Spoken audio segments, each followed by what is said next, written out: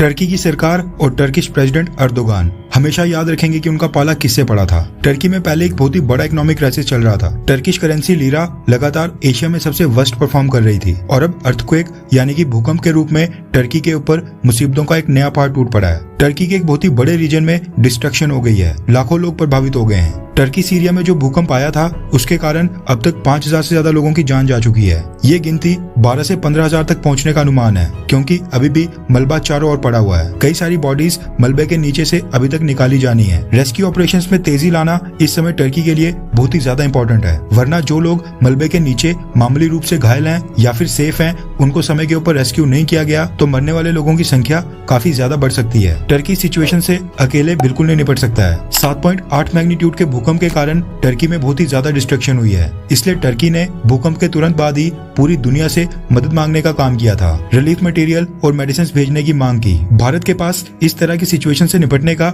बहुत ही ज्यादा एक्सपीरियंस है। भारत ने प्राकृतिक आपदाओं से निपटने के लिए नेशनल डिजास्टर रिस्पांस फोर्स यानी NDRF खड़ी कर रखी है। इसके अलावा Bharat pharmacy of the world है। ये सब देखते हुए इस भूकंप के तुरंत बाद ही टर्की को याद आई भारत की। खबर निकल कर आ रही है कि न्यू दिल्ली में जो टर्की की एम्बेसी है उसने रिलीफ और रेस्क्यू वर्क में भारतीय सरकार से मदद की गुजारिश की और भारतीय सरकार से आग्रह किया कि इस मुश्किल की घड़ी में टर्की के लोगों को भारत की जरूरत है और सामने से भारतीय सरकार ने भी टर्की के लिए मदद की लाइन लगा दी है। आप सोचिए कि टर्की ने भारत को कश्मीर मुद्दे के ऊपर कितना टारगेट किया, लेकिन मोदी गवर्नमेंट ने 24 घंटे के अंदर ही इंडियन आर्मी को डिप्लॉय करके टर्की को बता दिया कि भारत जैसे देश के साथ दोस्ती करने का क्या क्या फायदे होते हैं। इस वीडियो में हम आपको बताएंगे कि भारत ने टर्की के लिए अभी तक क्या क्या घोषणा की है। सबसे पहले मैं आपको बता दूं कि अभी कुछ ही घंटे पहले ही ये खबर निकल कर आई है कि भारत ने टर्की के अंदर इंडियन आर्मी के मेडिकल विंग के सोल्जर्स को डिप्लॉय कर दिया है, जो टर्की के अंदर फील्ड हॉस्पिटल सेटअप करने का काम करेंगे। इंडियन आर्मी के सोल्जर्स के साथ साथ इंडियन आर्मी का मेडिकल स्टाफ, मेडिकल डॉक्टर्स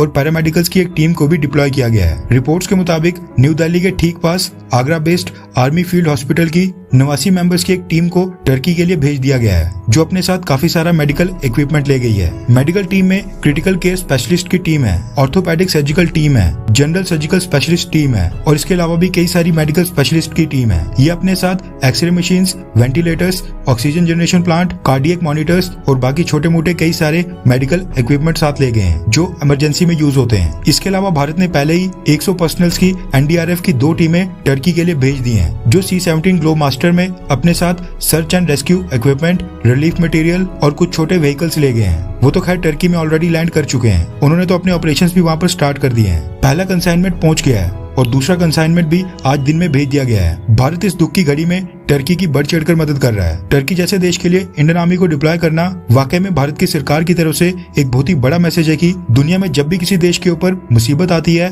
तो भारत ये नहीं देखता है कि सामने वाला देश भारत का दोस्त है या दुश्मन, या फिर मुस्लिम कंट्री है या फिर क्रिश्चियन। इससे मुस्लिम कंट्रीज को खासकर बहुत ही पॉजिटिव मैसेज आएगा। हालांकि भारत में कई सारे लोग टर्की की मदद करने का विरोध कर रहे हैं। आपका क्या मानना है? क्या टर्की की मदद करना मोदी सरकार का सही स्टेप है, हाँ या फिर ना? नीचे कमेंट करके अपनी राय जरूर बताएं।